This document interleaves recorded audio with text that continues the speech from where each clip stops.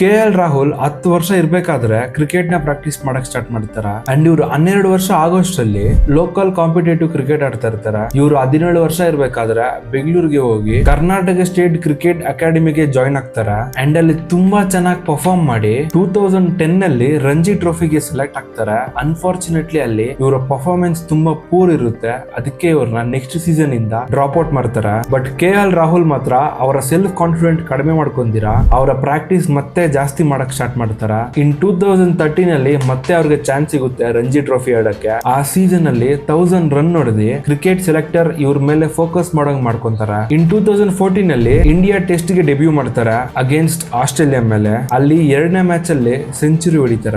And ಅವರ batting style ನೋಡಿ ಪ್ರತಿಯೊಬ್ರು ಇಂಪ್ರೆಸ್ ಆಗೋಗ್ತಾರ. ಅಂಡ್ ಅಲ್ಲಿಂದ KL ರಾಹುಲ್ ಕರಿಯರ್ ಚೇಂಜ್ ಆಗೋಗುತ್ತೆ. KL ರಾಹುಲ್ ಎಲ್ಲಾ ಫಾರ್ಮೆಟ್ ಅಲ್ಲೂ ಸೆಂಚುರಿ ಹೊಡೆದಿರೋ ಒನ್ ಆಫ್ ದ ಪ್ಲೇಯರ್ ಆಗ್ತಾರೆ. ಅಂಡ್ ಇವರು ಫಸ್ಟ್ ಓಡಿಯಾ ಮ್ಯಾಚ್ ಅಲ್ಲಿ ಸೆಂಚುರಿ ಹೊಡಿತಾರೆ. 2013 ಇಂದ ಇಲ್ಲಿವರೆಗೂ IPL ಅಲ್ಲಿ ಕನ್ಸಿಸ್ಟೆಂಟ್ ಪರ್ಫಾರ್ಮರ್ ಆಗಿದ್ದಾರೆ. KL ರಾಹುಲ್ ಮಲ್ಟಿಪಲ್ ರೋಲ್ಸ್ ನ ಪ್ಲೇ ಮಾಡಿದ್ದಾರೆ. ವಿಕೆಟ್ ಕೀಪರ್ ಆಗಿರ್ತಾರೆ, ಮಿಡ್ಲ್ ಆರ್ಡರ್ ಬ್ಯಾಟ್ಸ್ಮನ್ ಆಗಿರ್ತಾರೆ, ಓಪನರ್ ಆಗಿರ್ತಾರೆ ಅಂಡ್ ಕ್ಯಾಪ್ಟನ್ ಆಗಿರ್ತಾರೆ. KL ರಾಹುಲ್ ಬರೀ ರನ್ಸ್ ನ ಚೇಸ್ ಮಾಡ್ತಾರಲ್ಲ, ಅವರ ಇನ್ಕನ್ಸಿಸ್ಟೆನ್ಸಿನ ಕ್ರಿಟಿಸೈಸ್ ಮಾಡ್ತಾರ ಅಂಡ್ ಅವ್ರನ್ನ ಟೀಮ್ ಇಂದ ಡ್ರಾಪ್ ಮಾಡ್ತಾರೆ. ಇವೊಂದು KL ರಾಹುಲ್ ಇದ್ರ ಬಗ್ಗೆ ತಲೆ ಕೆಡ್ಸ್ಕೊಂಡಿರ ಅವರ ಪ್ರಾಕ್ಟೀಸ್ ಮತ್ತೆ ಜಾಸ್ತಿ ಮಾಡ್ತಾರೆ. KL ರಾಹುಲ್ ಎಷ್ಟೊಂದ್ ಸಲ ಟೀಮ್ ಇಂದ ಡ್ರಾಪ್ ಆಗಿದ್ದಾರೆ. ಬಟ್ ಇವೊಂದು ಅವರು ಫೈಟ್ ಬ್ಯಾಕ್ ಮಾಡಿ ಮತ್ತೆ ಟೀಮ್ ಹೋಗ್ತಾನೆ ಇರ್ತಾರೆ. ಸೊ ಇದಾಗಿತ್ತು KL ರಾಹುಲ್ ಅವರ ಇನ್ಸ್ಪೈರಿಂಗ್ ಸ್ಟೋರಿ. ಈ ವಿಡಿಯೋ ನಿಮ್ಗೆ ಇಷ್ಟ ಆಗಿದ್ರೆ ಫಾಲೋ ಮಾಡಿ. ಸಿಗೋಣ ನೆಕ್ಸ್ಟ್ ವಿಡಿಯೋದಲ್ಲಿ.